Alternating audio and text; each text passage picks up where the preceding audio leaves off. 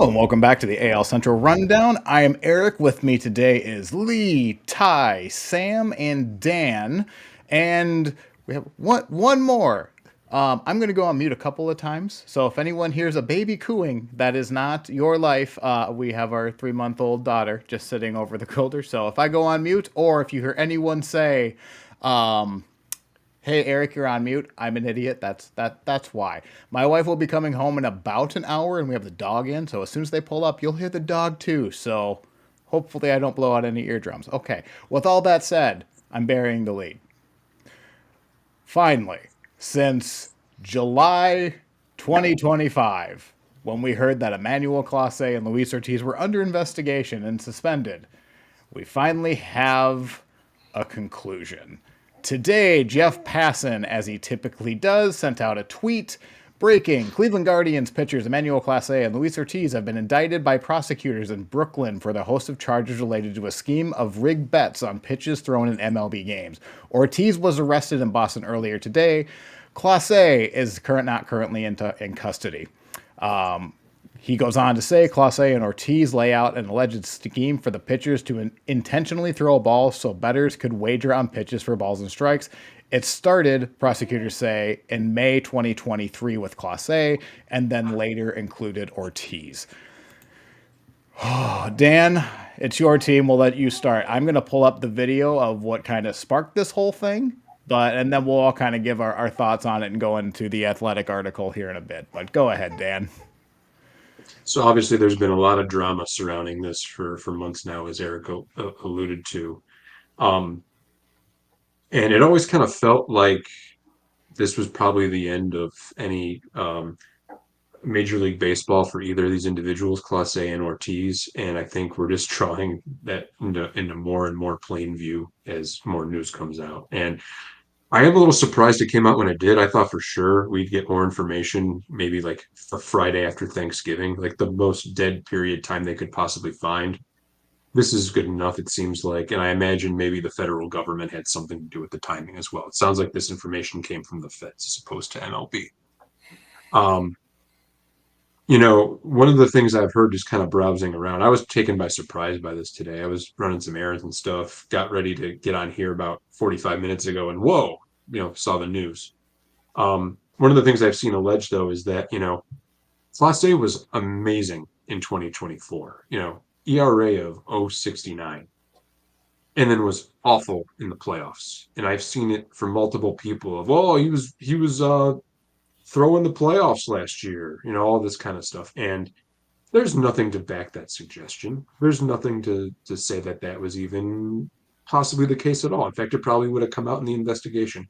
But now that you've opened up the door for that kind of impropriety at all, minds can wander and speculate on it whatever they want. And it's why this is such a poison pill situation for the sport in general, is that one little impropriety is not, there's no such thing. They're all big improprieties because they lend themselves to any possibility out there as negative as you can think of. So The fact that he was doing this for 2 years is new news. It's incredible to me. Um, and it's just scary. This is I don't know how close anybody's been following the NBA side of things. This is the baseball version of what Terry Rozier was doing, where, he let people know he was going to exit the game early because of an injury. So everybody bet the under. This is like that, except it's, hey, I'm going to throw a ball for the first pitch of the inning, except this is even easier to hide. It looks weird when a guy leaves a basketball game 5 minutes in with an injury.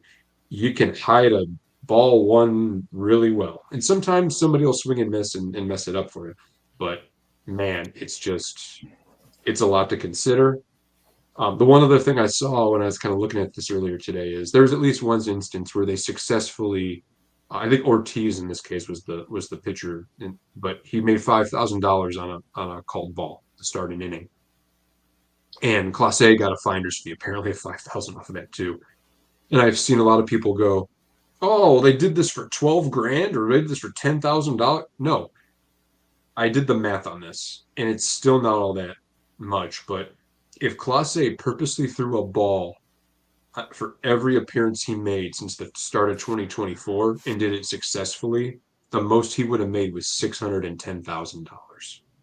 That is not even the league minimum right now. I mean, he makes that in like a month. Yes. So beyond everything else here, I don't know what this man has going on in his life that he felt like he needed to make this money. He doesn't seem like the kind of person that makes good decisions. Don't forget, this is an individual who missed a season due to steroid use as well. Um, Maybe he needed the money badly. I don't know, but it I seems like a really poor decision to. He had a lot of money coming for him on the open market someday if he could just keep his nose clean, and Well, he couldn't keep he had his a nose lot of clean. money coming if he would have just, like, in the next 3 years anyway. I mean, I know they're team options, I but mean, even on his team friendly deal, yeah, he has a team friendly deal with the Guardians. Had perhaps now, but even that is in the millions. Like it just doesn't sound like a guy that makes very good decisions in his life. And so I um, wonder with this, and this is something we talked a little bit about the money and the amounts of money. To me, I wonder if it is about the money. I wonder if perhaps something else is going on in this situation. I wonder if perhaps one of these players could have been being threatened. Perhaps one of these players could have been being blackmailed. Perhaps one of these players could have been, you know, I mentioned this when we talked about this earlier in the year, you know, Billy Ortiz or Billy Clase, perhaps they owe some money to some bad people. mhm. Again, these are both players who are from, not in the United States. And perhaps there's, they needed to, um, you know, for one reason or another, fell in with the wrong crowd. So I kind of feel like, and maybe this is just me being naive, I wonder if there's something else going on here other than that had just dollars. that had crossed a lot of people's minds, including myself. I feel like we would have learned that today if that was the Mm. case. I think that would have been included in the reporting. It still could. Maybe that'll come out in the next few days. Who knows? The other thing I'll mention, and I think I might have mentioned this in the show before when we talked about this, is I know for a fact that Ortiz comes from his family didn't have money.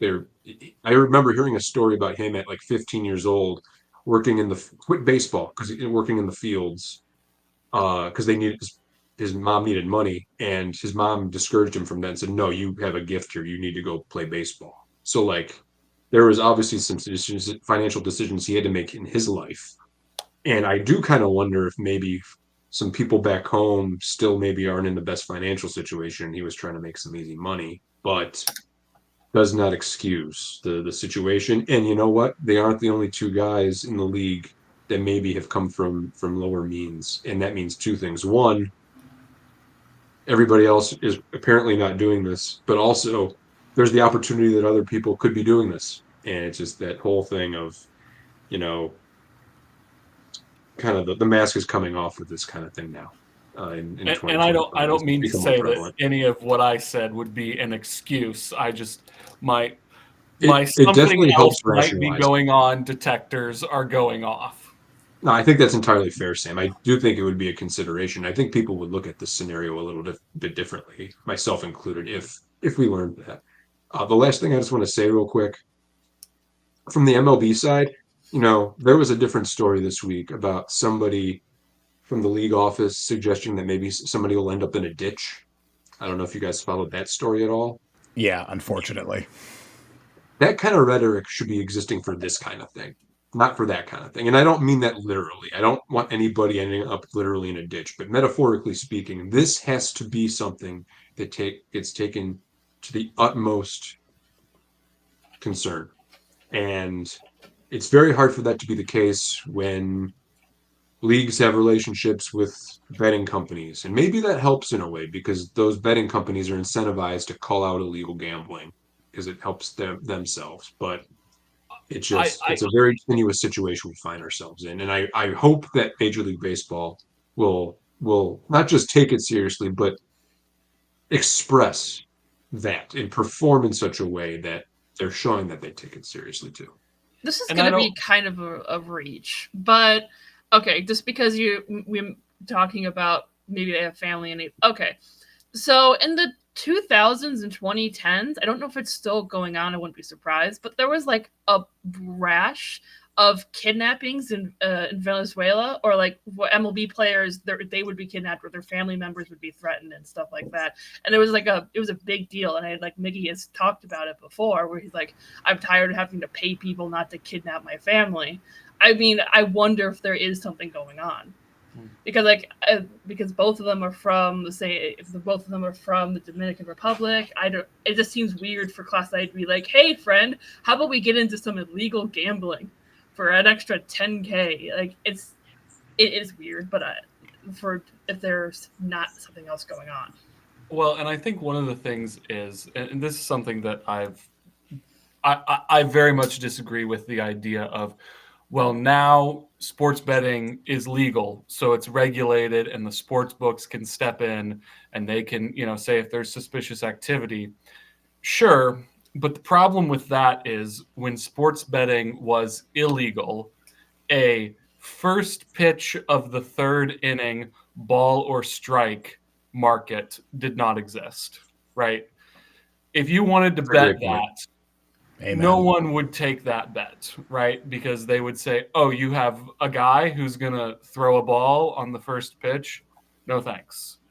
And in the same way, a Terry Rozier under rebounds market probably for a regular season game probably did not exist prior to legalized sports betting. So I think we need to see some restrictions, and especially with basketball and with pitchers, you can very easily manipulate an over-under on your prop bets. Maybe not so much as the over. I mean, I guess a basketball player could say, hey guys, I'm crashing the boards tonight. I'm gonna get over 8.5 rebounds. But I think we need to go. These things need to be like one-way markets where you can only bet the over. That's interesting. Or it needs to be, we need to get rid of and we need to get rid of silly bets like the first pitch of the third inning on the June 25th game between the Guardians and the Mets, or bets whoever that can be easily manipulated by human involvement. so easily. Like, one of some of the bets, I guess, were Clase throwing a pitch over 95 miles an hour. Like, that's ridiculous. Who's betting on the first pitch is going to be over 94.5? I mean, to me, come on. and even then, like, Clase throws 98 pretty consistently, or That's so like, easy. He's still like the story that would bet be really if is he throws, it gonna if be he a- throws a 93 in there and bets the under, would be like, but that is easy for him to manipulate himself.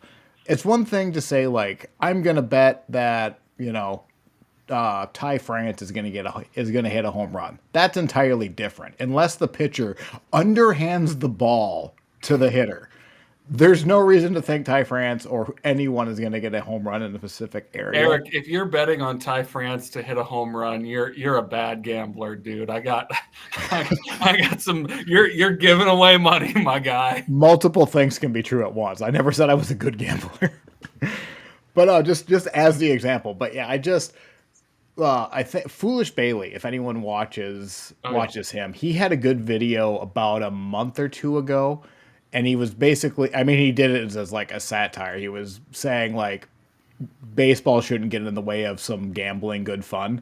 But his message was basically, all right, the takeaway I took from it was, if you're going to gamble, there shouldn't be any prop bets involved. And then also, you should have to go you should be able to only bet when you're in the stadium. And like, I do like that idea. The more I like casino. it, you have to go there. It can't just be readily available on your phone. Will they do that? No, because Lee and Sam, where are the Tigers being broadcast from? What's the sports network name? FanDuel Sports Network, which the Royals just picked up the option for next year. I was going to bring that up, but yeah. With FanDuel Sports Network. I was shocked. I went to my friend's house last night, and we were trying to watch the Cavs game on the FanDuel app, and it turns out that app for watching the Cavs game is the exact same login as when we had done like a daily fantasy 3 years ago. Like it's the same account, and that to me is just weird. Like I just want to watch the game. I don't. This thing I did 3 years ago one time doesn't have anything to do with this, but he needed to use the same login. That's I've not the seen point, though. comparisons of like it's like people could just walk around with a bag of meth in their pocket because it's like addiction wise. You can just get it on your phone all the time. Gambling is horrifically addictive. It's no different than substance abuse, in my opinion. And by the way, it's one of the most likely addictions that leads to suicide. So there's that going for it. But also, these gambling books are making so much money that it doesn't matter. Yeah. They're able to grease whoever's palms they need to allow themselves to do what they want to do. Now, interestingly, you guys were talking about micro bets. The state of Ohio does have a bill that is being looked into by our General Assembly about these micro bets and potentially bringing them to an end here in Ohio. Because we're ground zero for apparently one of these scenarios. But I don't know if that will get passed or not. That's still, like I said, just a bill at this point in time. By the way, guys, should I bet on Lamar Jackson to have 10 plus rushing yards in the fourth quarter of today's game against the Minnesota Vikings? The odds are plus 132 on my FanDuel app for Lamar Jackson to have 10 plus rushing yards in the fourth quarter. That same Cavs game yesterday, they had third quarter. Here's the third quarter spread just for the third quarter. Like, and additionally, it really peeved me off this year. Like the day after this Clase and Ortiz news broke, we were doing the Bet365 bet of the game or whatever. I'm like, can we not just give it a rest for a day? When ESPN was talking about the NBA Mafia thing or whatever, they removed their sidebar with the ESPN bet. It's like that was so funny. The middle of Mike Greenberg talking, they changed that lower third. Yeah, it's like, it's like they know, but they also don't care because it makes them too much money. Right, and I guess like there will be a tipping point in this scale to where at some point public perception will kind of tip that in the way, but like at what point?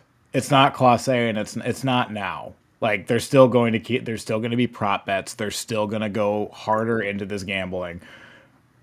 But there is another end of this pendulum swing. And I kind of wonder where it eventually ends up because this is still relatively new. This is less than 3 years into it. 2 or 3. It was 2018 when the Supreme Court made sports gambling legal, and then it's kind of been state by state for when you can gamble in your specific state.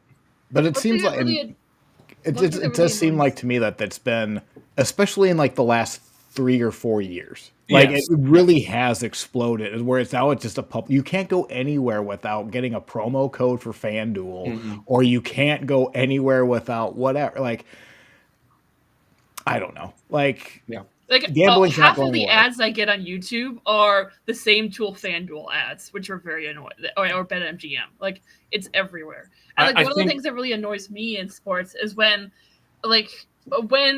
people will talk about like the MVP race or who's going to win the division, they always give the gambling odds. It's like, Patrick Mahomes is plus 500 to win the MVP. It's like, why are we talking about gambling odds when we're talking about stuff like that? I don't know. That pisses me off. It's annoying. I'm really not against gambling, but I'm getting to the point where I just have a sour attitude towards it. Like the deeper we get into this, we're in the wild west of this right now, and I think that we're going to definitely see some type of restrictions within the next few years. But I think right now it's very much the early days, the wild west of sports gambling. I'm skeptical this ever gets restricted. You're probably right. I'm hopeful. It would take something big, Like, we were so close with Otani's translator thing. We were very close to getting that stuff banned because I think you could have a giant scandal in one of these sports and just we're so siloed with how we get our news these days and what opinions we listen to. I think half the country would still think that either didn't matter or they were disinterested in or they think it's fake or I don't think it's going to take an act of Congress. Yeah. And good luck. I don't. Yeah. They can't even even agree to about open right now. That with MLB, it's going to make a worse product. So they need to work with these sports books to track and verify that we're not seeing crazy, spikes in the bets that are being made in certain markets. And I think that's something that they're really going to start focusing in on. It, once again, as you all stated, it's not going away anytime soon. But to keep the product on the field right and competitive, they need more precautions in place. They'll do what they can to protect their sport, I guess. Like, and you're talking to someone who watches professional wrestling, so like, let's maybe take what I say with a grain of salt here. But like, I don't think MLB, they care about the what's in the bank account. How the product on-field product is almost secondary after what's in the bank. So like, Ty, I do agree with you, but there is a pendulum slip, but like, they need to have their sport be credible. But I think if they're gonna, have a few $1 million less or have a crappier product, they're gonna take the money. I think. Can I bring up one? I'm being a doomer now. Like this is I don't even necessarily believe this, but this is like my nightmare. It's the World Series. DraftKings is the partner for MLB, right? Doesn't really matter. We'll say it is. They are now. The CEO of DraftKings calls up Mr. Manfred, says, "Hey, we really appreciate this partnership we've had. I think it's been fruitful for both of us. I know our contract is ending at the end of next year. I hope we can kind of come to a new deal. Oh, by the way, Game 4 tomorrow night. A lot of people sure bet the under on home runs. You know how you guys sometimes use those more springy baseballs and sometimes use those more deadened baseballs? Yeah. Never mind. I don't mean anything by that. Talk to you later, Mr. Manfred." Stuff like that. Or maybe you'll see the backside of the as much as I find that humorous, Stan, I don't think anything as blatant as that would happen. No, because it would that can be tracked back so easily. It wouldn't be done so out in the open in the way that it would be more subtext and subtle. Nobody's really making a phone call like that between parties, but that kind of thing can happen potentially. I'm not saying it does, but it could. And again, you put yourself in this position by building these relationships in the first place, and you open yourself up to that kind of concern. There was an article last year. So I'm getting a little bit into NFL.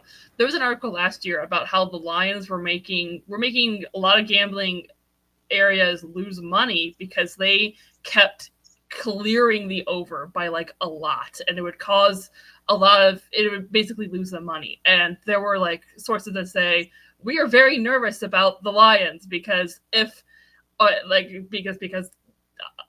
of this. And there were a lot of people who were like, this isn't good because if Vegas is against the law. I mean, it was all conspiracy stuff, but like, it was just the idea that people think that can happen isn't a good thing for the sport.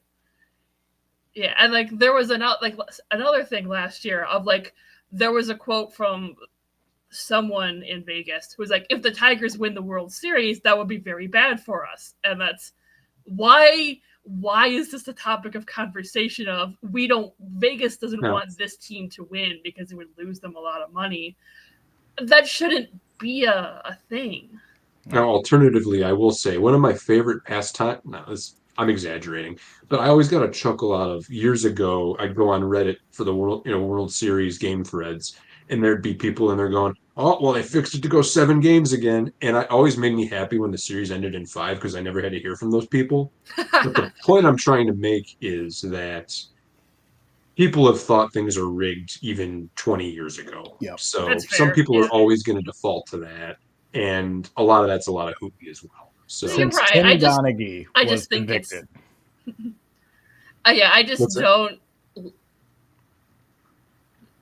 Yeah. Okay. I just think it's bad when people are like, well, Vegas doesn't want X team to win.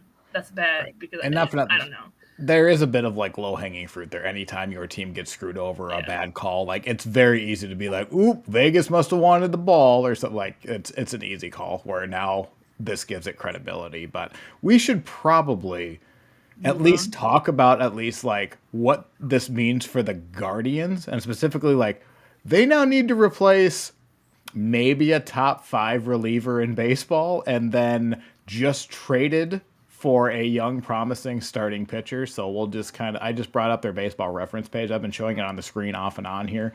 But Dan, how badly does this screenshot hurt that you're missing it? And granted, these are just 2025 stats and just until July.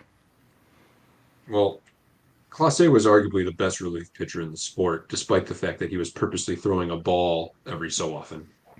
Which, hey, probably maybe the Mariano Rivera level reliever if he wasn't doing that. Who knows? But I will remind everybody that the Guardians were third in bullpen FIP after his departure this past year.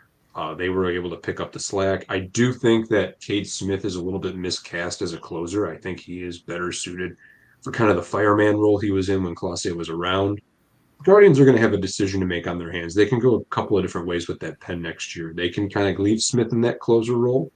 They could go maybe try to find a closer on the open market, which I think is actually maybe an interesting way to spend some of that about $30 million they could potentially have available to them. Or they can kind of just backfill with, lower level arms and try to just kind of lift everybody up one, spot on the ledger. Any of those are potential options for them. I really would think it would be interesting to maybe bring in like a Ryan Helsley or a Devin Williams, somebody that they can kind of reclaim and can kind of, didn't have a great year last year. They could work with, maybe get a little bit of a discount and fit into that closer's role. As far as Ortiz goes, that closes the book on the Andres Jimenez trade, which Jimenez was basically what he was in Cleveland for Toronto this past year. He was a great defensive middle infielder, but his bat was just as impotent as it was here in Cleveland. So I do think it's awful that he was kind of Ortiz was the main acquisition the Guardians made in 2024's offseason. And you were kind of hoping that he'd give you years of production as a quality starting pitcher. The way I kind of viewed that trade when it happened last year was, well, if Luis Ortiz starts in a playoff game for the Guardians, this was a success. And obviously that didn't happen, and now it's never probably going to happen. So I look at that trade as just as a failure without getting into kind of the feelings of why it's a failure. And I do think the team is able to bounce back from these losses. They played their best ball last year when those guys weren't even on the roster. I don't think that's completely an aberration. And, the team mentally prepared themselves to not have these guys since that news broke last year. And so I don't think they're in the worst position they could be. I don't think they were fooling themselves that they were going to get either of these guys back. So it's just an awful obstacle to have to overcome. But, it's you lose pitchers sometimes for more innocent reasons, injury, ineffectiveness. But at least kind of this band-aid can be ripped off and we know what we're without moving forward, hopefully. I want to say one thing. I think it's very funny that Clase has been doing this since 2023, and then Ortiz joins, and a month later they get caught. And Absurd. Well, let's I'll pull up the video one more time, but I'm going to assume Ortiz, and if you look at he had like an 11% walk rate, which is not ideal. I mean, these pitches are pretty just what he gets investigated with. The second pitch is really bad. It couldn't have been more of a red flag. That one, the first one isn't too bad, but this second pitch really had to be okay, something's going on here. I'm going to think Clase has a little bit more control considering he throws a cutter with. Even just looking at his delivery on that pitch, it didn't look to me. Now I'm not Carl Willis. I'm not that level of pitching coach, obviously. but like he doesn't put his body into that pitch at all. And I'd like to see him just throw a normal pitch and see how it kind of compares, a middle of the inning type pitch. But he doesn't. His mechanics look horrible here. Yeah. Like, Because remember, Ortiz was the first one originally indicted, and then it was Clase after Yep. that. Yep.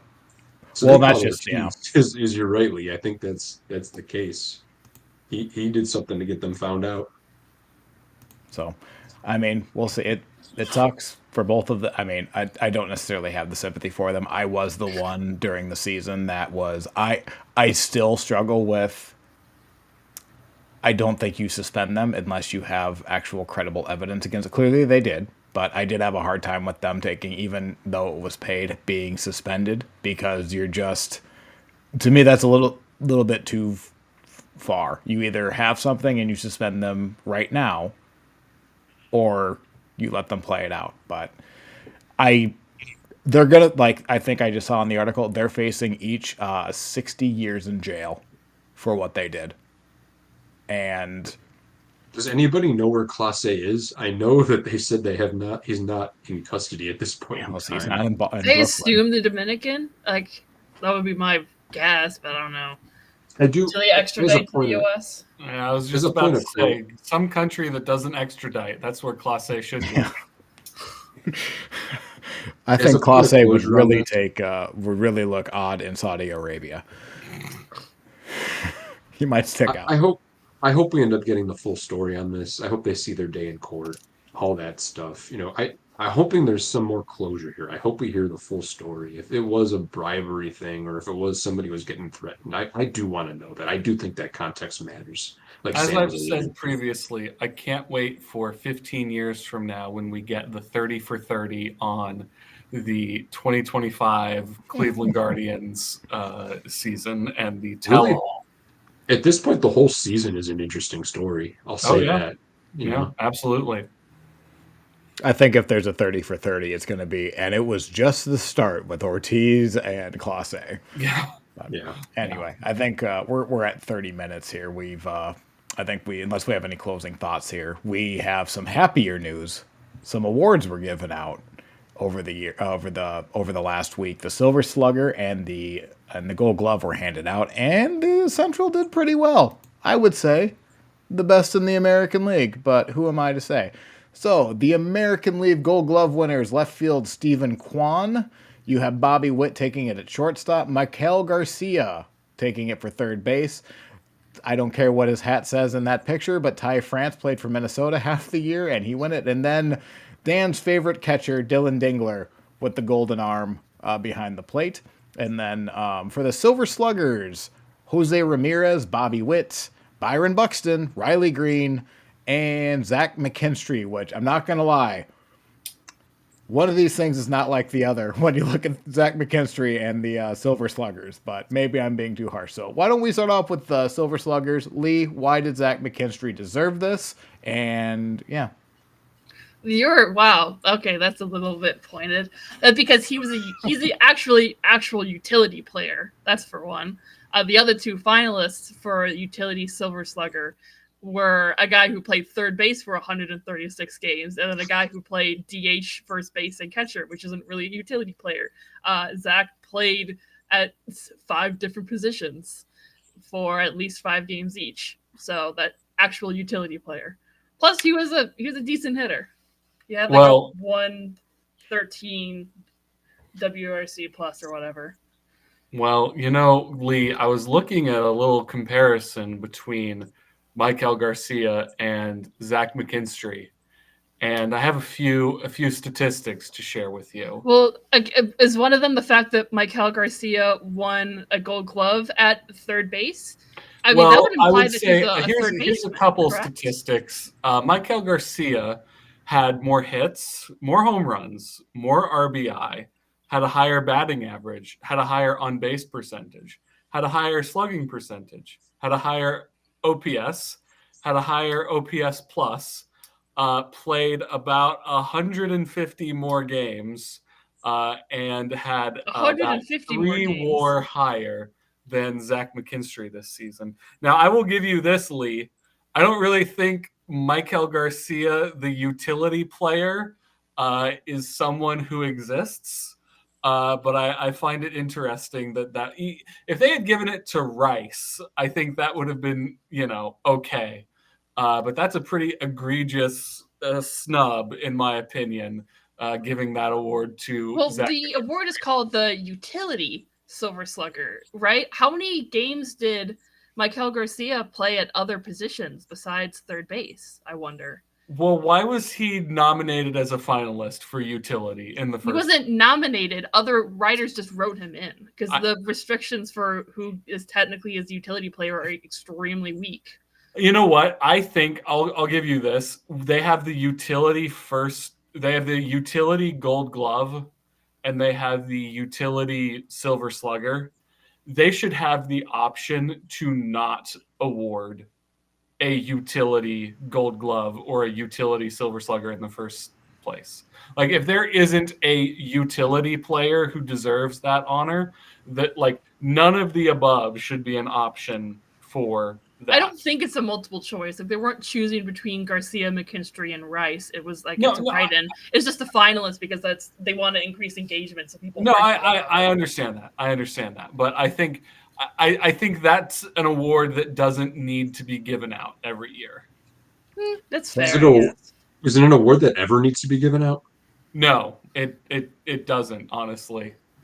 Sam, what are you more upset about? That Garcia didn't get the utility Silver Slugger, or that Colson Montgomery beat out Nomar Cameron in our own Rookie of the Year? Hey, you know what? The fact that Michael Garcia got the Gold Glove is probably what makes this okay for me. I obviously Nick Kurtz won the Rookie of the Year. I am very interested. I don't know if I don't think the voting has been released yet. I'm very interested to see what 1 through 5 on the AL Rookie of the Year voting looks like. Yeah, I am curious too. But I will say Bobby Witt Jr. also won the Platinum Glove. So. Oh, did he? That's a fan vote, isn't it? Those are that's a fan silly. Vote. That's a fan. That's vote. a fan vote. But he's not deserving of it, but it is very deserving. All right. I'm not gonna Riley Green didn't surprise me. I mean, if you would have told me that it would have been Aaron Judge and 2 Central players, I don't know who. Maybe I would have assumed like Julio Rodriguez or like Mike Trout would just get legacy votes, but I'm pretty happy that both Buxton and Green got the Silver Sluggers. I was surprised that it was Buxton's first time. I mean, he's been so injured. Like, the talent has always been there. It's just he's been so injured. But yeah, I'm glad that Green got it because it's cool. This is the first time the Tigers have had a Silver Slugger since like 2015 or 2016. And they've had 2. So, Dan, It's been a while. Are you a little miffed that Jose got the Silver Slugger but not the Gold Glove? Do you have any hot takes for you and Sam to fight about? No, I think I'm sorry to disappoint everybody here, but Ramirez, honestly, he didn't have his best year defensively. And I think that's to be expected. He's on the other end of 30 now. And just little errors, particularly early in the season. I don't think he was as sharp as he's been in the past. So, I'm more than thrilled that he won the Silver Slugger, well-deserved, led the league in third base, WRC plus this year. Another 30-40 season. But no, I think Garcia is well-deserving of winning the Gold Glove. And I think what I learned out of this entire awards season is don't hit the ball to the right side of the infield on the Royals. Because in Kansas City. Yeah. Yeah, I think given the real just kind of breakout season that Garcia had this year, I think he really deserved to end the season with, getting some piece of hardware. Yeah. So it's good to see that he got that. I mean, well, technically, the glove is an actual glove, so it's not that hard. So it's not hardware. Just Okay, fine. Ty, not to leave you out of the conversation, is there a White Sox that you think could have been given a Silver Slugger or a Gold Glove, or at least should have been considered? let's revisit it next year. How about that? That's my comment. How political of an answer of you. Very nice.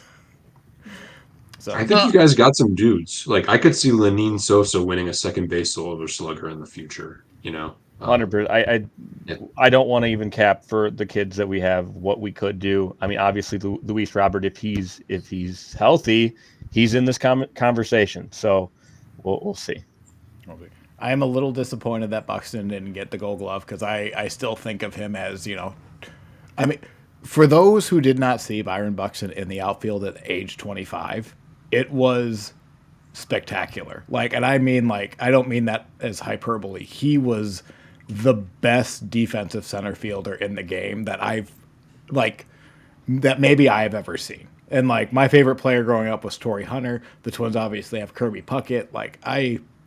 So like selfishly, I look at Rafaela in Boston. I know he had a tremendous year. Like that was basically his calling card all year in Boston. And I'm not going to complain that he only got a Silver Slugger because I'm so happy that he got national, like, not credibility, but like just some exposure. But part of me does think like I almost would have preferred him to win the Gold Glove because I still view him as 25-year-old, nothing falls but raindrops in the outfield Byron Buxton. And I don't know, that's a negative take. Stephen Kwan winning it though, that's probably not surprising.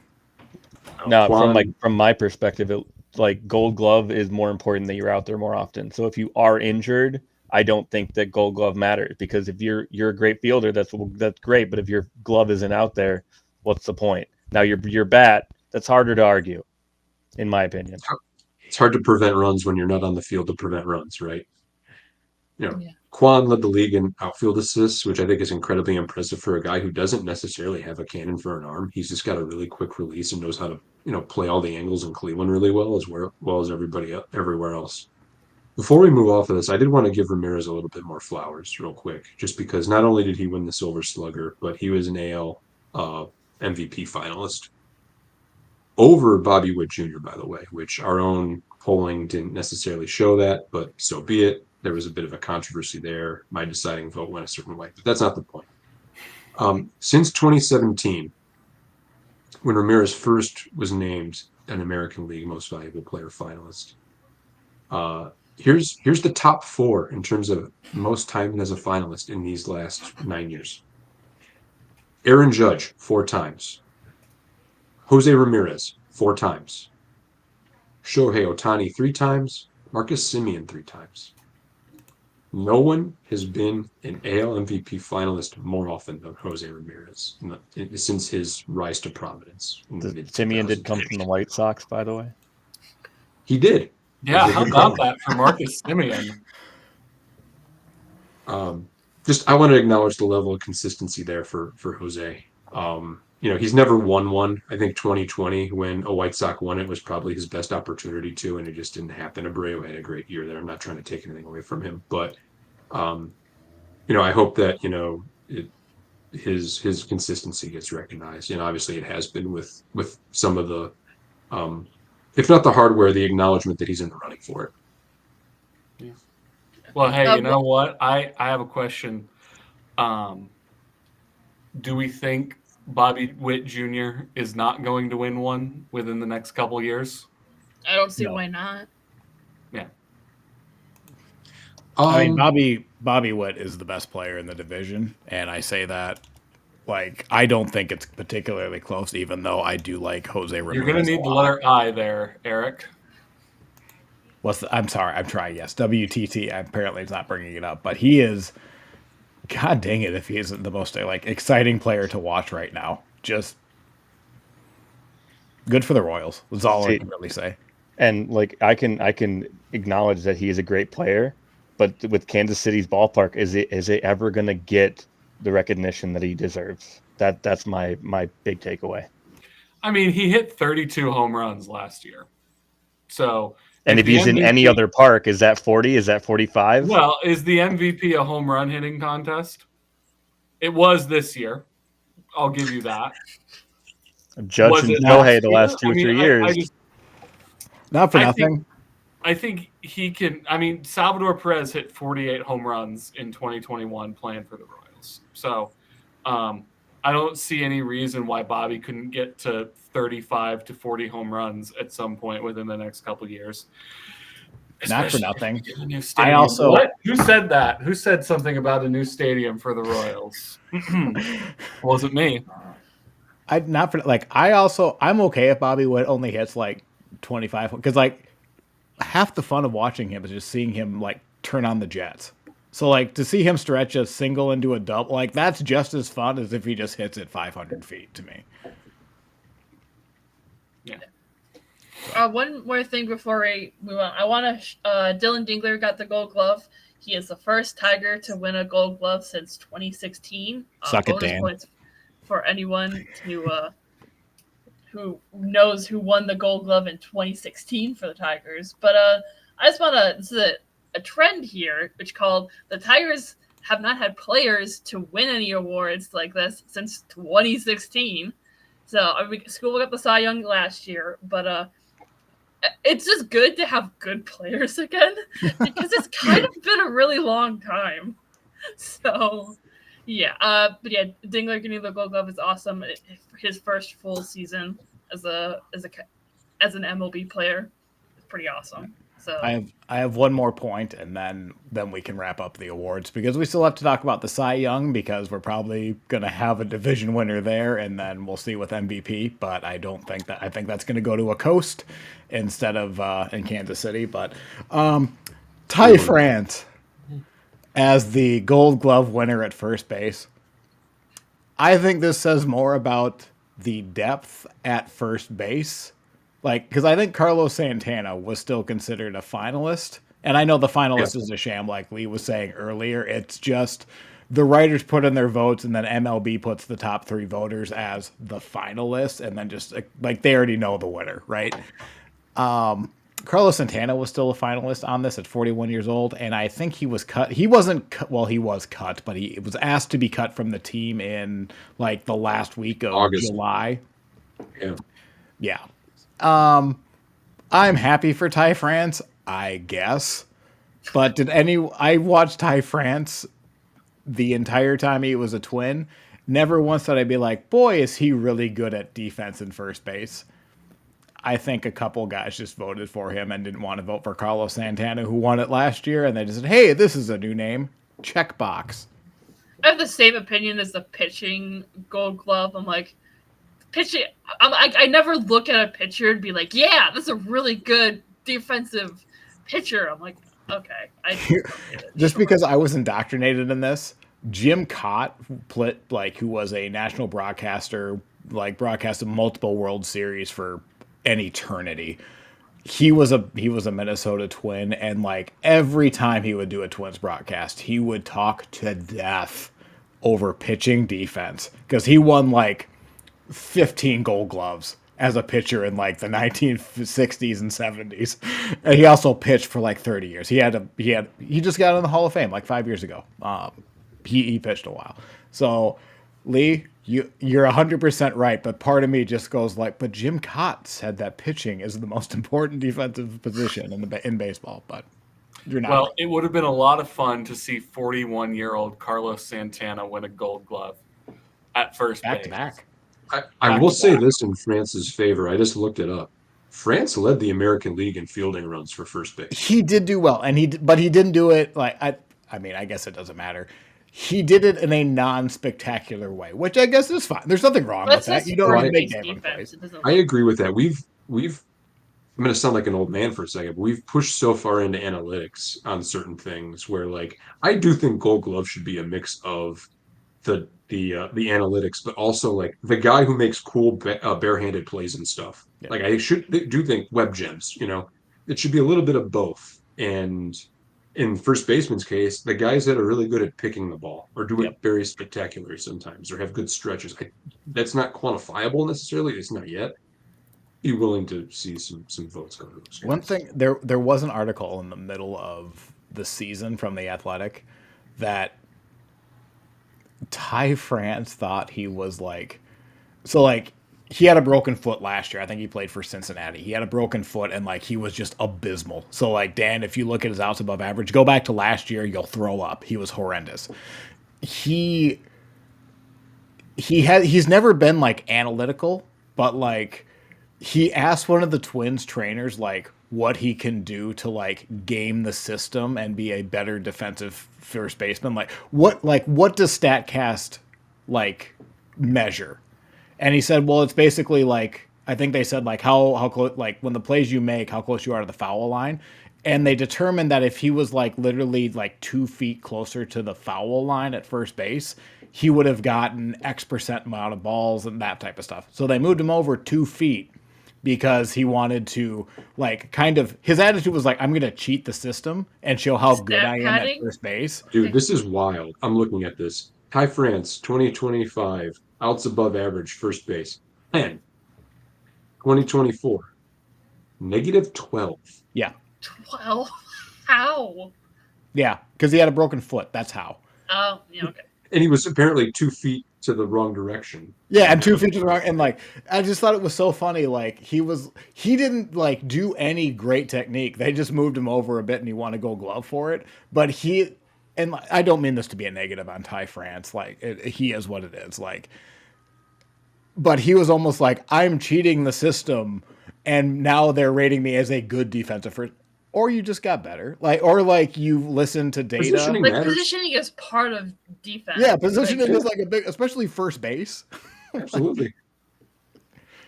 So good for him, but That is funny, I don't think 5 years from now you're going to ask me who won the 2025 first base Gold Glove, and I'm going to be like, I don't know, Carlos Santana. Like that would probably be my guess. So. Anyway, we can probably move on for the award winners because we still want to talk about. We had some roster cuts going on, and there was a lot of fat that was trimmed from these rosters. So I think we're just going to start in division order for the most part. Depending on our time, we're also going to try to talk about the Royals offseason preview. So we're going to save them to last and then transition into it. But Cleveland won the division. This is the first round of roster cuts. Dan, do you have a first person you want to start off with, or should I just show a slide and you can just talk about whoever shows up? I can probably talk about whoever shows up. My only concern is if I have somebody to talk about you didn't have. But yeah, well, then I can look figure up a baseball reference. So the first one, we're going to roll the dice, and we're going to talk about recent free agent Lane Thomas, who you've already kind of talked about. Yeah, well, this will be pretty brief. Lane, this was a lost season for Lane Thomas in the sense that the Guardians traded for him at the deadline in 2024, was an impact player in a way for them in the playoffs, and we're really hoping he'd be a part of the secret sauce here in 2025 to keep the offense viable, particularly against left-handed pitching. This team has been devoid of outfielders that are offensively inclined for quite a while. He was hurt the whole year. He had plantar fasciitis the whole year, tried to play through it a couple times, and just didn't work out. And so he'll hit the free agent market. I'd be very curious to see what he's going to get on the free agent market, honestly, given how poor he played in the little bit of time he had. But at the same time, I think teams know he was injured. So there is some opportunity for maybe him to come back on some sort of prove-it deal, but I don't think that's super likely at this point. I do like him on a prove-it deal a lot. Like I would target him if I was in the center field market. I think I would target Lane Thomas, even just specifically for the defense. I know his outs above average wasn't great, but that's a flawed stat at best. But it seems like the tools are there. I feel like he could be a really good fourth outfielder for a good team. I think he's a starting outfielder for a team if he's himself. Like my perception of him is always he's a major league quality outfielder. He is a better hitter against lefties, but I do think he could play every day. And when you look at perceptions, right. I mean, from my point of view, Lane Thomas is a Cleveland Guardian type guy. I mean, that's just at the end of the day. I think that's fair too. I wouldn't be disappointed if they brought him back. I don't know at this point. I wouldn't be surprised if they don't. I could see I'm going to talk out of both sides of my mouth here, but I've seen Lane Thomas. If I'm Cleveland, I've seen him for the last 18 months. It hasn't gone well. Let me just go try to find another center fielder. Yeah. To be fair, when he was first brought over, he didn't hit well when they first traded for him. And then he got hot in September and into the playoffs. So there's been, the play on the field has been bad more than it's been good. But when it was good, it was at a very important time. So yeah, you can make a lot of living Who was it for the Giants that cut like in 2014? Cody Ross Yep. made a whole living just being good in the playoffs. Next up on the Rolodex, the other free agent for Cleveland, Jacob Junis. So Junis was brought in last year on, I think it was a $4 million deal, and honestly pitched pretty well for the team. Wasn't one of the back end, the bullpen types that they leaned on the most. But when Clase departed, they needed all hands on deck, and he was put in some situations maybe he wouldn't have been put in otherwise. And he pitched fairly well over the course of the season. So I do think they got good value on their 1 year deal. Under 3 ERA. Again, not always in the most high leverage, but good performance. And going into next year, I kind of wonder if maybe he catches on somewhere else for more money, just because it's been a couple good years out of the bullpen now, back to back. Okay, those are the only two like impending free agents. Now we just have other subtractions, which again, the Guardians don't have a lot of fat to cut, which makes sense. They're the division winner. Do any of these guys? Tyler Naquin, I think, is probably the biggest name on this list. Yeah. As far as this list goes, Naquin's the only name that really sticks out at all, and that's a whole other thing where he had been several years ago. He had been an outfielder in the organization, played in the majors, played in the World Series, and was trying to make a comeback as a pitcher. And didn't hear much about him this year, so it wouldn't surprise me if we kind of keep that relationship going. But I don't know that he'll be ever impactful as a pitcher. But I think there's the opportunity there for it to pay off at some point. But it's one of those things where it's most likely it'll never come to fruition. That's all I had for the Guardians. Is there anyone else you wanted to talk about that's leaving the organization? Yeah, there is. There's a few. So I'll be my best to be brief here. But this week, some decisions had to be made on the 40-man, basically because the injured lists don't exist in the offseason. So you need to get those guys back onto your roster. Will Brennan, Sam Hentges, and Andrew Walters were activated for that reason and put on the 40-man roster. Brennan is an outfielder that hasn't really ever performed at the major league level. I was a little bit surprised to see him get activated. The way I've kind of voiced him before is he's the dollar value version of Stephen Kwan at this point. He does everything Stephen Kwan does, but not quite as good.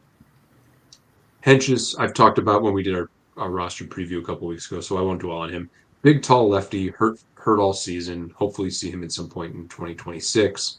Really good bullpen arm if healthy. And then Walters, I've talked about on the show before. Rookie this year, really live arm out of the bullpen. A former closer at the University of Miami. Hopefully will be something down the line, but also hurt. In order to make space for these guys, some names were outrighted. Will Wilson, I'm not going to dwell on. He was a utility infielder this year. Didn't play much. Had a 44 OPS plus when he did. Dom Nunez was the third catcher on the team. Saw him when I think Hedges went on the IL for 2 weeks. That was the extent of him. He was just backup catcher, call a game. They'll find that somewhere else next year. Where it gets a little more interesting is Kobe Allard, who was a contributor in the bullpen this year, was due to make projected $1.9 million in arbitration. He was outrighted. I believe the Guardians are betting that they'll find another Kobe Allard somewhere that can do what he did for less, even if it is only $1.9 million. And I do think he'll catch on with somebody else with a major league deal because he had such a good year. The other one that's interesting to me is Ben Lively. Lively was an awesome starting pitcher for this team in 2024. Got hurt in 2025, I think in probably late April, early May. And not only did he need Tommy John surgery, but he needed a second arm surgery. And he's not going to be seen in 2026 at all. I do think there's the opportunity there for a relationship to continue. But it might be on a minor league deal. It might be we pay you less to rehab next year type situation. But he had his best major league performances with Cleveland. Cleveland has been known to be willing to rehab guys. Obviously, they've done it several times now. I just think it's going to be at a discount if he's going to come back. Does he have options left?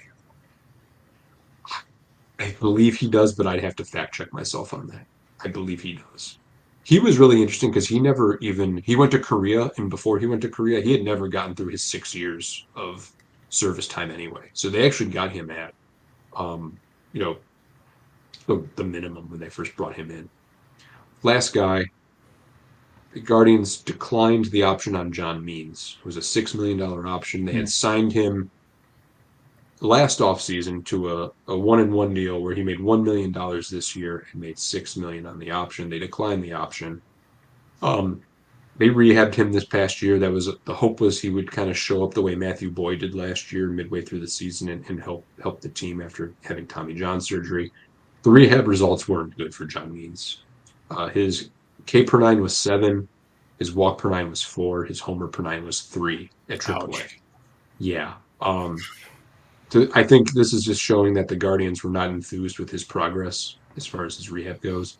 And then also in this organization as presently constructed, Gavin Williams, Tanner Bybee, Joey Cantillo, Parker Messick, Logan Allen, Slade Ciccone, Doug Nikhazy, Cal Steven, Austin Peterson. There are 9 options to starting pitchers. All those guys either pitched in the majors last year at some point, or are Cal Steven, who they got from the Shane Bieber trade, or are Austin Peterson, who's going to have to be on the 40-man in order to not go to the Rule 5 draft, and I think they feel good about. So Means was expendable at this point. They're 9 deep without him, and thanks for letting me kind of hit all those. But those were other things that kind of happened over the course of this week that I thought were worth mentioning real quick. So a lot more than the 6 names that I had on my list. And all those were guys that were due to for free agency coming into this week. Those were guys that were looking at ARB this year, or were punted off the 40-man. For anyone interested in the methodology, if you had an article on MLB trade rumors, you get a slide. Oh my goodness, I'm sorry, my daughter is crying. One moment. Baby doesn't like MLB trade rumors. I was about to say, she apparently does not like my methodology here. So Her methodology is crap. it's not wrong. If they got an article, I gave them a slide. If there was an MLB article that they just posted all the free agents, then you're just gonna get a baseball reference page. And then the other one was just like MLB trade rumors had an article that just said, here's everyone that's a minor league free agent. So if you're wondering like, why does he get a slide and why does this person not? There you are, folks. That's as deep as I went with it. If you don't like it, start your own show. Next up. She doesn't like it. We're going to talk about the Tigers. She's going to start her own show. Yeah, we're going to talk about the Tigers. Lee, talk about Jack Flaherty. All right, yeah. So Jack Flaherty decided to opt in. So he's getting $20 million to stay on the Tigers. I like that. I think I said last week I would have been fine either way. But I wanted him to stay on the team. He had issues this year, but he's got a good working relationship with the Tigers pitching staff and all that sort of thing. So hopefully they can kind of work with him a little more and figure that out a little bit. But it's not a bad deal. It's we're probably going to still go out and sign on some other starting pitcher, either a starting pitcher as well. This isn't going to be the only guy, hopefully, knock on wood. But so Flaherty staying on the team. I get to say I told you so, and pretty much. Let's talk about that because I planted my flag pretty hard that I thought he was going to opt out. I'm still pretty surprised because I think anytime you can just get a total value more than the next year total, he would be opting I'm out not of. particularly surprised. But yeah, I don't know. I could also I don't hate it for him. Dan, go ahead. I'm also surprised. This starting pitching market to me is very weird so far already, in that Flaherty opted in at $20 million. Shane Bieber opted in Toronto for $16 million. And I sense maybe there's a little bit of an unfinished business situation going on there with him. I get that. But Lee, how much did Alex Cobb make last year as damaged 15. goods? Yeah, 15. Alex Cobb made $15 million last year. Didn't throw a pitch in the majors. Was never guaranteed he was going to. And now we've got guys signing for 16 and 20 million. Completely capable, good starting pitchers. It's just strange to me. I don't know if it's the impending lockout. It's odd to me that those guys opted in. I mean, he had almost a 5 ERA. He wasn't particularly great this year. He had his moments, But like Alex it was Cobb didn't throw a pitch. It was never a guarantee, and he got $15 million. you're paying Lucas him Giolito, $15 million because he has 15 years of experience, and when he does pitch, he's good. Like you're counting on. It's just that if he's healthy thing, you can't not pay a guy because he's probably going to be injured at some point. It's just not how it's not going to work out in contracts. Lee, I can agree with your methodology. Granted, my daughter might cry just mentioning that word, but Alex Cobb, I don't. Even when was anyone excited when they gave Alex Cobb $15 million? Was there anyone in Detroit that thought, "Hey, this is a value contract"? It was I mean, there's no such thing as a bad 1-year deal. It was more of a why are we getting a guy who's old and injured? Because we're kind of tired of that. And that's fair. Next up, we've talked about him for a bit, but I was surprised, Lee. You were right. I was wrong. It hurts my pride a little bit, but now this is probably the biggest group of like actual like impact or like players who are probably going to find major league free agents, except for one comic name we're all going to laugh at when we see. Lee, talk about this set of 5 names. Yeah. Oh yeah. High impact with the combined 0.5 WAR. Yeah. But yeah, Tommy Kahnle, he's probably gonna go somewhere and get some money. He was great for the first 3 months, sucked for the rest of it. He's 35. He's got 1 bit. It's not gonna, he's probably gonna get money from someone, but wouldn't be surprised if he didn't get a whole lot of money. I don't particularly want to re-sign him. We've talked about Cobb. Kyle Finnegan, he's gonna go and he's gonna get some money because he was great for the Tigers. I think it's just it's kind of a matter of when he came back from that injury, he wasn't as good, but he was coming back from an injury. I would love to re-sign Finnegan because he was awesome. Chris Paddock, he's gonna go and get some minor league deal somewhere. Probably he's not gonna get a whole lot of money. Rafael Montero, he could be interesting because he was fairly decent for us when he came back. But he hasn't been good for a little while now, so he's probably not going to get a whole lot of money.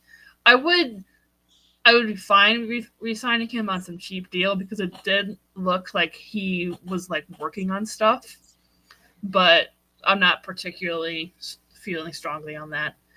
This isn't exactly a great roster of pitchers here, except for Finnegan because he was good. I wish Kahnle had been good for the whole season because he was fantastic. And then the calendar turned to July, and he's like, "Yeah, I decided to suck now." Good times. Yeah, That's a direct quote. Yeah, pretty much. Okay. He had to do a lot of shaving.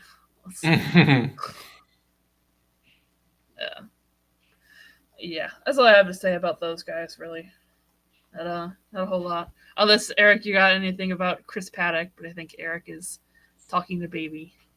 Yes. The baby is saying, why didn't Kyle Finnegan pitch better throughout the whole season? And in the postseason. Yeah, I think it was just because he got injured, and then that affected him after that. Okay. Yeah, sorry about that. I had to take her downstairs, so she was hungry. So sorry about that, everyone. I'm assuming we're done with that slide. Yes. Okay. Next up. Yeah. So Tigers did the mutual option or the qualifying offer for Torres. It's like $22.5 million. I don't think Torres will pick it up because I think he's going to want that long-term deal. Yep. But I'd be fine with the Tigers re-signing him, but I don't want to offer him the deal that he's going to want, if that makes sense. I mean, not for nothing, this is a nice little piece of business for the Tigers to get a buy low candidate in Torres and then give him a qualifying offer and get a draft pick after 1 year of service. Like, it's hard to do better than that. He was a great hitter. He kind of fell off in the last 2 months, but apparently he had a hernia. So, I'm not going to... Yeah, I mean, I'd like to have him again if he decided to pick up that qualifying offer, but I don't think he will. He's probably going to go and get paid by someone else, and good for him. Does anyone have any guesses what he's going to make? Is he going to clear $100 million? He's 28 years old. It's Not with one of the the younger lockout. free agents you're going to have. Not with the lockout. Well, there's that. I don't think you're wrong there, but That's a cloud that looms over everything. I will say, like, they've said this every, like, impending CBA, like, every time the CBA is near, people do say that.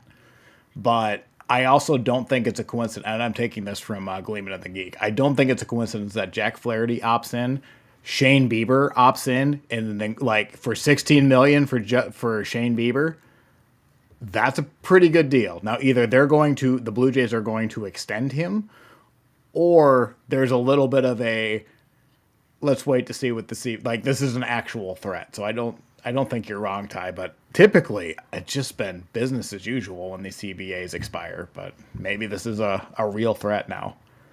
That speaks to me like maybe we see a bunch of 1 year deals in Yeah. anticipation of the players think they're going to get more money after this CBA comes. Yeah. Which, by the way, should help out the Central more than the Coast teams. Yeah. Because if it's just 1 year, you'll go anywhere. Yeah, We'll see. that's true. To answer the question, this is a pure guess. 5 years, 125 million for Glaber is my pure guess. I did look up what Marcus Semien made a couple years ago and kind of used that as a reference, but I don't think that's terrible because I think he can get similar to the Javi Baez contract, which was what 5 years, 125, 6 years. 6 years, 125. I think that's in the ballpark. Next up, All right, Paul. Your So I don't favorite. have a lot to say about him. He pitched 4 whole innings for the Tigers. Whatever. You go in, get your minor league deal somewhere else, I guess. Dan, do you have anything to say? He pitched more for the Guardians than he did for the Tigers. Seawald was the second year in a row the Guardians made an experiment where they brought in a veteran relief pitcher and paid him some money, and both times it hasn't worked out. Scott Barlow was okay in 2024, but didn't make it through the season. Was replaced by younger arms, and Seawald just was injured a lot and wasn't particularly effective when he was on the roster. He made $7 million to be a negative WAR player for the Guardians and Tigers combined. So I hope they kind of learn from that and either pick better or stop going to that well. But yeah, that's what I have on Seawald. all right, and this was a Yes. minor league option. Lee, I think you said he might have got picked up on a minor league deal, or am I thinking of someone else? Jose Urquidy. Yeah, it's him. He might. Yeah. So Tigers officially didn't pick up his $3 million option for next year. I was okay. So because we signed him for I think it was like 2 years, $6 million. Last offseason, right? And he was coming off of his second Tommy John. It was basically we'll have him at the end of this year and for 2026 as well, which is why I was a little bit surprised that we didn't pick up that $3 million option. I do wonder if they just didn't really like what they saw in him in his rehab. And then when he came up, he only pitched in 2 games and he was not good, but like it was 2 innings. So, what the hell? I mean, I wouldn't be surprised if he comes back on like a minor league option thing because he has a good working relationship with Hinch. He's spoke very well about the Tigers organization in terms of like rehabbing him and all that kind of thing. So this is one I was a little bit surprised on, but not too surprised, and wouldn't be shocked if we got him on a minor league deal or something like that. Because he's 30, coming off of his second Tommy John. So. No, the only one I know, I don't know most of these names because they're minor leaguers. Randy Dobnak, Brian Servin, which I've heard of, but I don't really know much about. I will say so. I actually know more of these names maybe than you do this because they're all ex-Twins. Jordan Balazovic was a former top 100 prospect a couple years ago because completely flamed out. He was supposed to be he had a ceiling of a 3 or 4 starter in the majors, probably profiled as a decent reliever. It just never happened. Randy Dobnak was probably the first red flag in the Twins fire sale. He was part of the Chris Paddock deal. He was thrown in as salary relief for the Twins, and you might ask, salary relief. He's a minor league pitcher. He was on a guaranteed deal. The Twins signed him to a very small extension a couple years ago. It was like literally $12 million in total value. He made $3 million this year, but he had a $1 million buyout. And the Twins were like, hey, Detroit, here's Chris Paddock. Do you mind taking on Randy Dobnak and paying him $1 million to go away? And Detroit was like, I guess, are you that poor? And the Twins said, yes, we are. Randy Dobnak seemed like a good dude. If anyone remembers, he was a playoff starting pitcher in 2019, and he was an Uber driver like 6 months before that. It was that guy with the Fu Manchu. Great story. I have his sweatshirt jersey, but because all of my sweatshirt jersey buys are cursed, Randy Dobnak was just let go. And then Jose De Leon was a former top 100 prospect from like a decade ago. Showed some promise with the Twins when they had him for a year. I still think he can be a major league quality reliever. I think he'll sign on somewhere with a minor league deal. I would be interested in the Twins signing him as an arm because they don't have a bullpen anymore. But yeah. Kevin Newman was worth 3 WAR for the Pittsburgh Pirates in 2019 and was never that good ever again. Yeah. So I I'll had just him on shout my him out teams real in quick. MLB this show. Just saying, I got a soft spot for him. Nice. That's awesome. It's all those death pieces. In terms of players that we did pick up, there we go. We got the Tigers activated these guys off of the 60-day injured list. Bo Brisky, Jason Foley, Sean Gunther, Jackson Jobe, Ty Madden, Reese Olson. None of those are particularly surprising. Putting on the 40-man roster. We also picked up Jack Little off of waivers from the Pirates for some reason. Whatever. Why not? And yeah, that's pretty much it. We talked about before, Foley and Brisky might end up being waived and then signed back on but they're on the 40-man roster for now. We also re-signed Tomas Nido to another minor league deal, which I like because he came up when Jake Rogers was injured. He was here for like 3 weeks, was awesome, pitched once, we were getting blown out. He was good. He's a good third catcher to have. So yeah, glad to have him back in the system. Pretty much it. Nothing too wild out there for us. Moving on to the Twins. This will be quick because we've already talked to them at death. Their only remaining impending free agent is Christian Vasquez. He was the sole survivor after the fire sale because they traded all of their impending free agents, including a Gold Glove winner in Ty France. He signed a 3-year deal a couple years ago. It has not worked out. I'd love to tell you, I'm showing his Baseball Savant page right now. I'd love to tell you that this last year was the end of a 35-year-old catcher. This is about what his production has been in Minnesota. This is a good visual. Pretty decent defensive catcher. No offense that has only gotten worse every year of that contract. I think I'm the only one that speculated this, but when the Twins were still looking for a manager, I was like, I wonder if they bring back Christian Vasquez as a player manager. He seems like he's at that end of his career. I would not be surprised to see him be a manager in the majors. And then, he will be the Steven Vogt 5 years from now. I feel like I'm pretty confident saying he will manage it. If the Twins wanted to go outside the box, they could have done Vasquez. They chose not to. It's fine. If you're looking for just a leader, like an Austin Hedges type, may I present you Christian Vasquez? And that we're going to subtractions. The only notable name is Jose Miranda. He was a former top 100 prospect who, even up to last year, does anyone remember this headline? Jose Miranda tied the major league record for consecutive hits in at bats. That was July 2024. He had 13 straight hits. And he is now released from the organization 13 months later. That is a fall. I'm not going to tell you that I was never high on Jose Miranda, but like this is about as bad of a decline as you can have because he did have a pretty promising start to his career. There's times he was like a 120, 125 OPS guy. And now the Twins are releasing him because when he was demoted in April, he was literally the worst offensive player in AAA. That is a player either injured, checked out, or just it fell off a cliff faster than anyone that you can imagine at 26 years old. I'm going to guess, I think, Dan, you made this joke a couple months ago.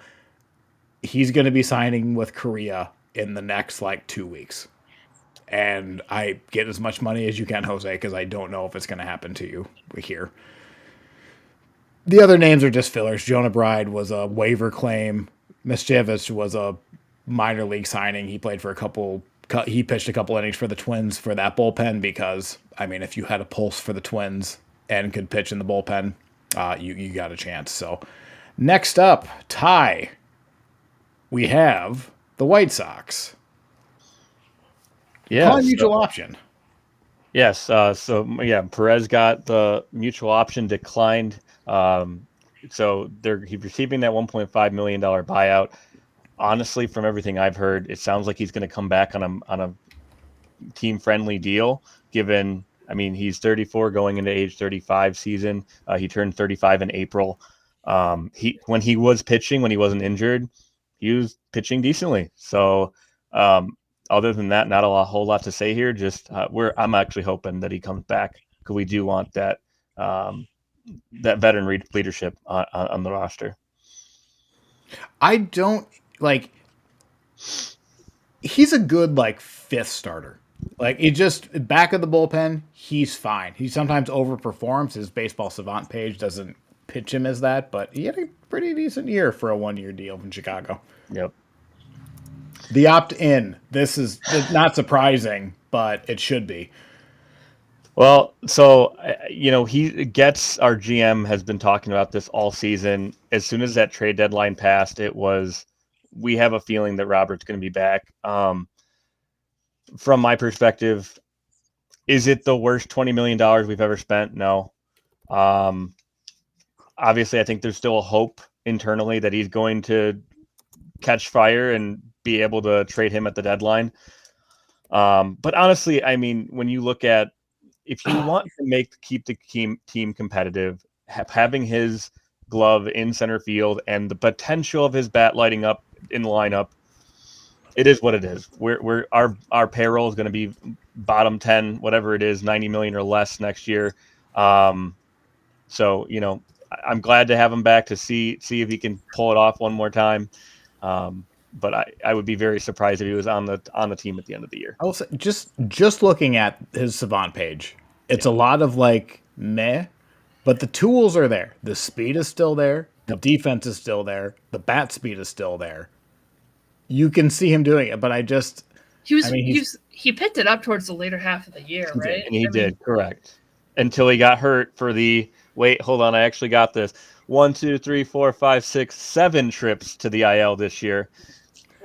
For different reasons. Keep that in mind, but it's just, we'll see what he can do. That's all I can say. I hope he has a good offseason. I hope he stays healthy. That's all we've ever wanted. If you were Chris Getz, they fired Chris Getz. Ty is now the GM. Would you have traded him, or would you have done this? Given all the young kids we have, I'm taking whatever we can get. At the end of the it doesn't make any sense. But at the same time, he seems to be enjoying himself. There might be benefit to having him with the kids. I don't know if they really respect him and what he can do on the field. And once again, I don't think anyone can disagree that when he is on, he's on. He's an MLB caliber ceiling player. Yes. It's just the fact that he only reached that once or twice. So I remember getting annoyed when people would call him the next Byron Buxton. I was actively annoyed when that happened, but I don't think they're in. It really wasn't a bad comparison if you look at the tools. A lot of power, a lot of speed, a lot of swing and miss. It's just a lot of injuries. A lot of injuries. Yeah. But I mean, I would still say Byron wins on consistency, and that's what we haven't seen from Luis over the last couple of years. Is that you when you're out there, when you're playing well, you're good. Can you stay out there and continue to play well? We'll this see. is very. Can you click on that single that's right next to that home run dot on the hit spray chart? I want to see this 370-foot single. We'll get back to that because this is a screenshot. Oh, that's right. Yes, I will do Duh. that. We're going to move on to the next player, I'm a though, dumbass. and then I will find it as Ty is talking. I'm stupid. Sorry. So notable free agents. When you say notable, I would say Michael A. Taylor is the most notable free agent on this list. Everything I heard was that he was a great guy to have in the clubhouse. Will Venable as a rookie manager. It was great to have Michael A. Taylor, a guy like him, in the clubhouse. It sounds like he'll be back in baseball as a coach or something after he spends time with family. But once again, just having someone consistent, fourth outfielder to throw out there. It was really nice to have him around the kids. Tyler Alexander coming over from Milwaukee. Milwaukee released him in June, and then we picked him up. Notably, he was better with the White Sox, going from a 6.1 ERA with Milwaukee to 4.2 ERA with us. So it's nice to see him there. I'm not sure if we'll see him back. I wouldn't be surprised. He's and a then very up and down pitcher. He was a Tiger. He can be very good, but then he'll just suck for like a 2-month stretch. So hopefully we can catch fire with that there. I mean, we do have a new pitching coach, so we'll see how that turns out. And yeah, I mean the rest of the free agents that we have, very, very, very minor pieces. A few that I'm glad to see off of the roster, but we'll see what happens. You're muted. You're on mute. Yeah. First time. All right, so Lee, I found your clip. It was actually in Minnesota. Oh, sorry, I pulled up 2 clips because there was a double that was very close too. So this was Luis Robert singles on a sharp line drive to left fielder Brandon Marsh.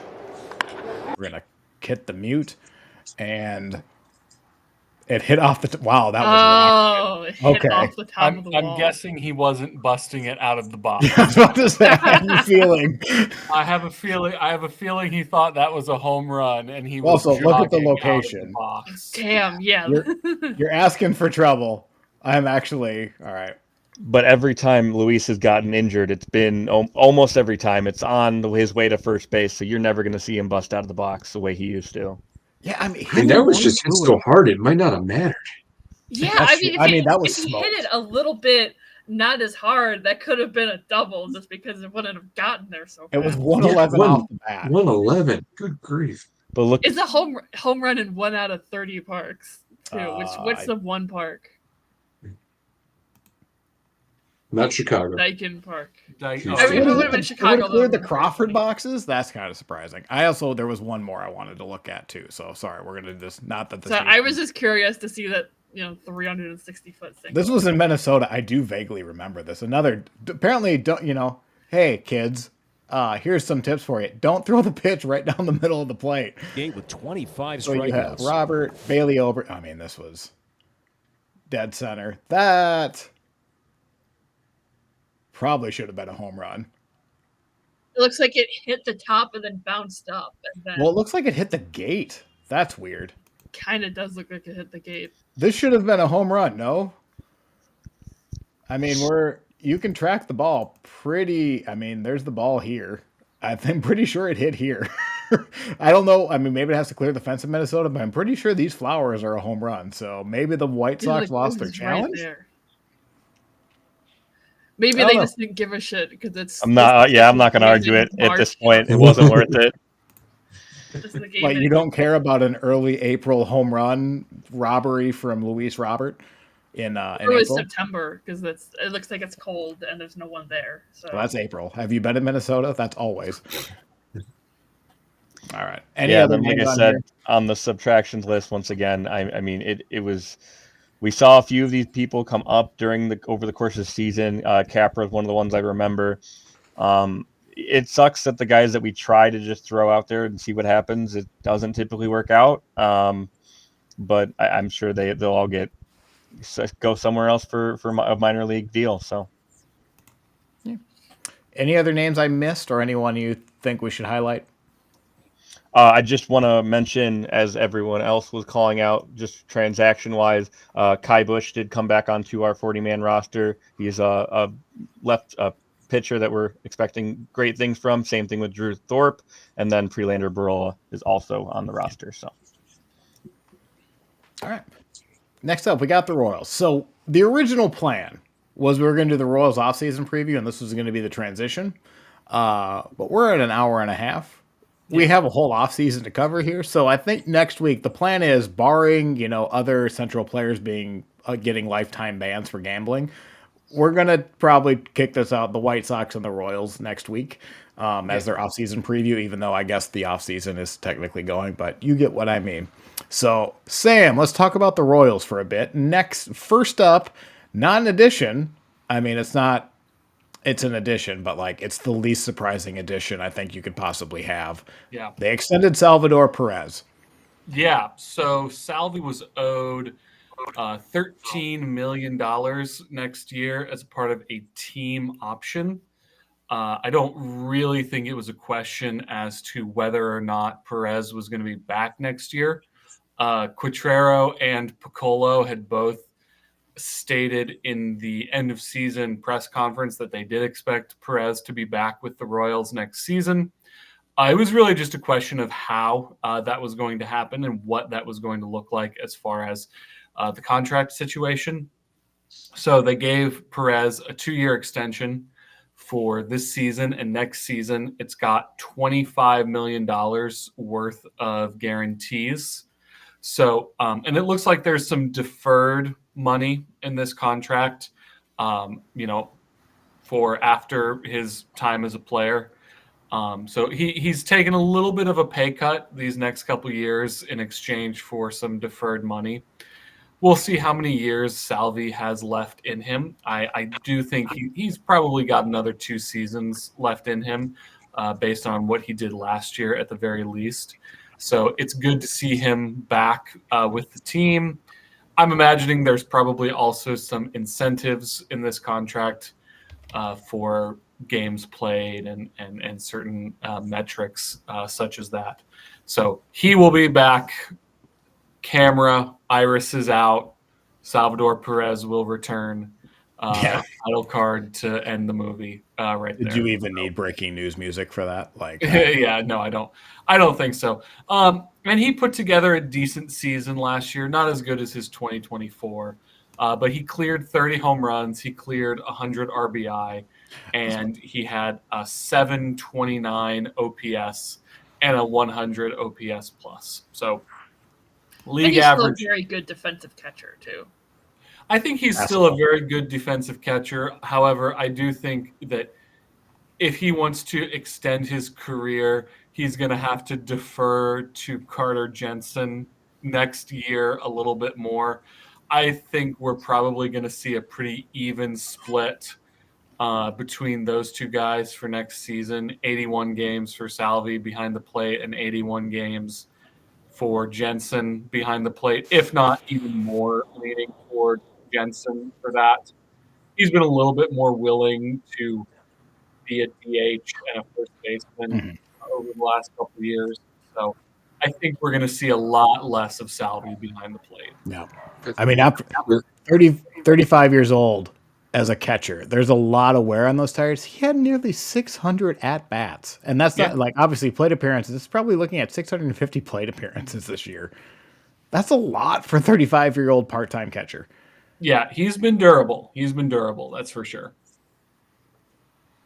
I think you can make the argument that there's never, because of all the information that we have now in 2025, it's never been harder to be a catcher than it is now. Just they have so much responsibility. What better guy for Jensen to potentially learn from though than Perez? Yeah. And I do think Jensen came up last year in September and I think had almost an entire win above replacement just in that month of September.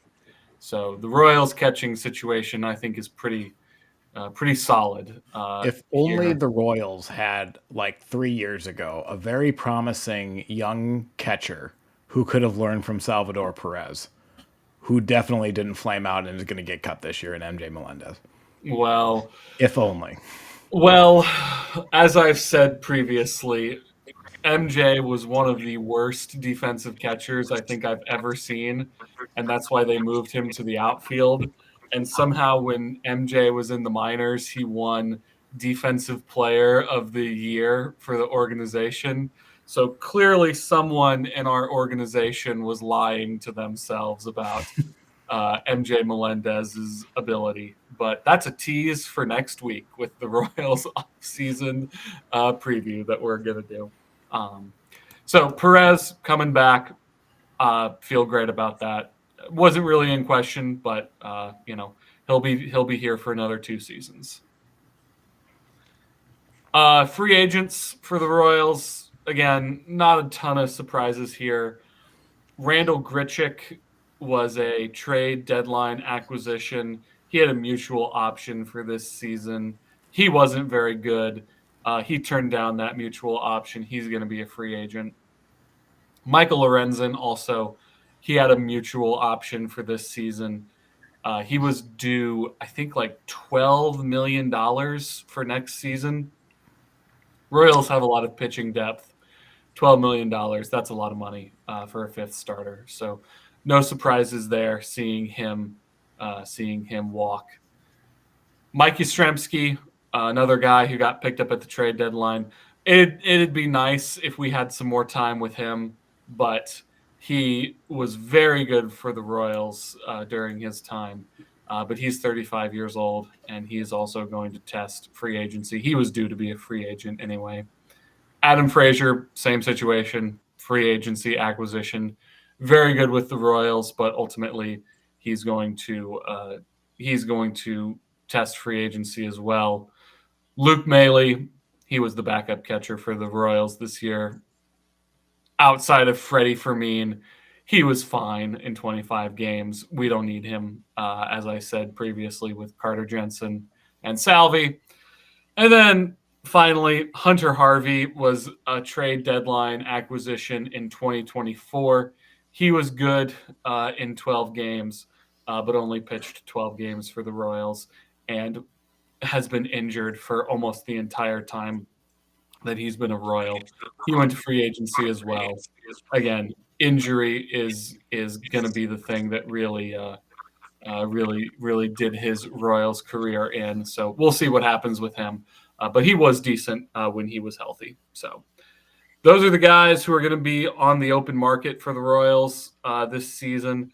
Not a lot of other guys who have been waived or cut. I would say the only notable one for me would be Kyle Wright, who I've mentioned a couple times with the Royals. He had been rehabbing. He wasn't totally. He won 20 games with the Braves back in 2022. Not a lot to say about him. He never really made it. I was hoping he would. But that's those are the ones that stick out to me. So Then a long list. I mean, the study of Bobby Dalbec should probably be, or the looking at Bobby Dalbec should be studied because he was another former top 100 prospect that cut by Boston. I don't think he hit them. Did he get to the majors with Kansas City? I'm not 100% sure. If he did, it may have been like a cup of coffee. I think he was. No, he did not. He did not get to the majors with the Royals. This list that we have here, not a lot to talk about.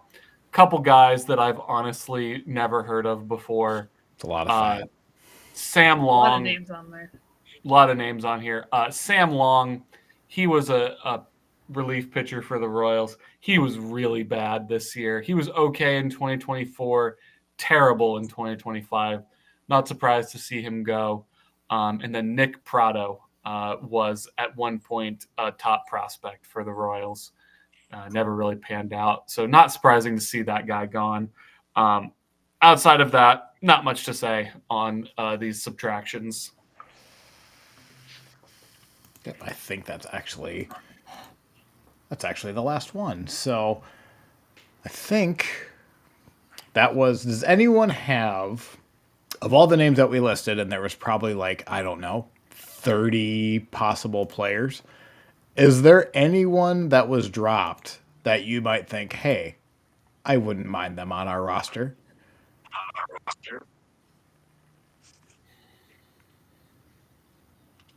I did think, just going back in, I'm going off of a name, but Spencer Turnbull, I might be interested in giving a minor league deal.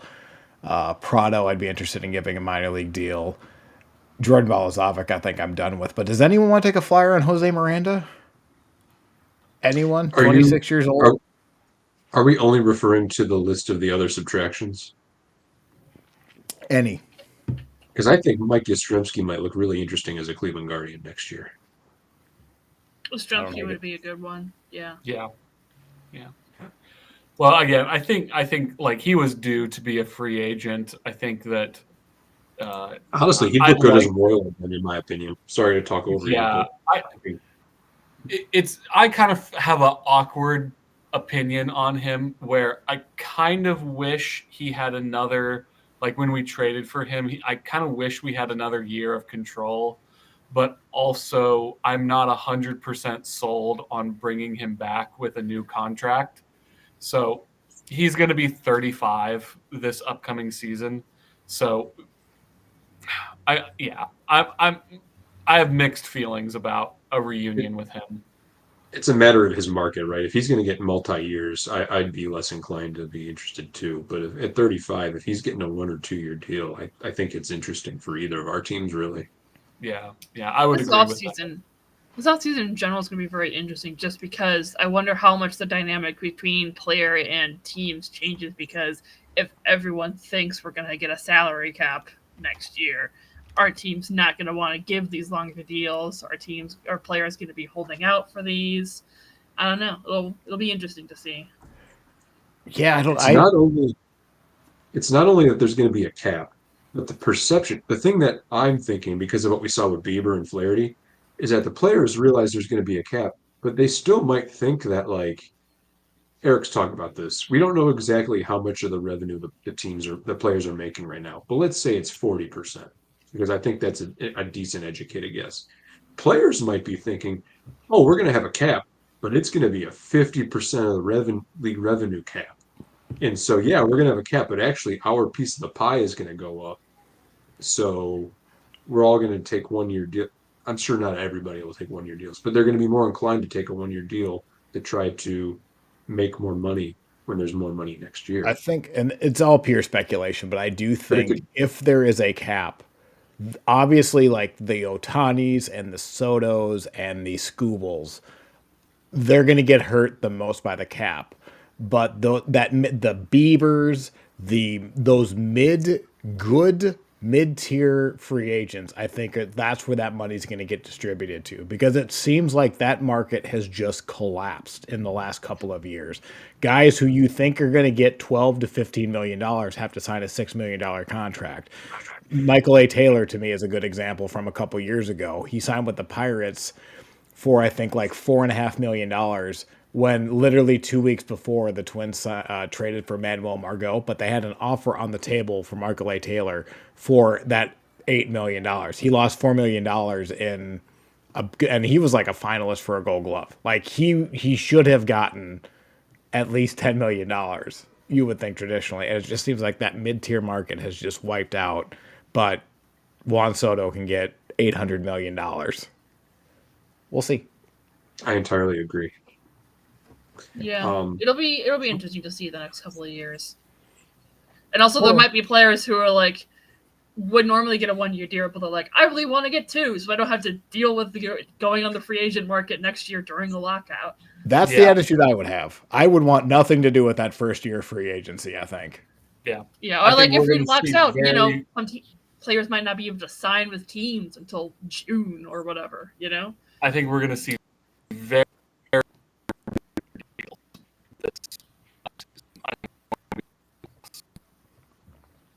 Sam, you broke up there pretty good. I think you're actually still frozen, so we're going to get back to you in a second unless this takes longer than 3 seconds. So, Am I still? nope, you're good Okay, now. You're good now. Just very Oh. staticky. I think we're going to see 2+ deals is going to be the very few 1-year deals this offseason. We'll see. Interesting.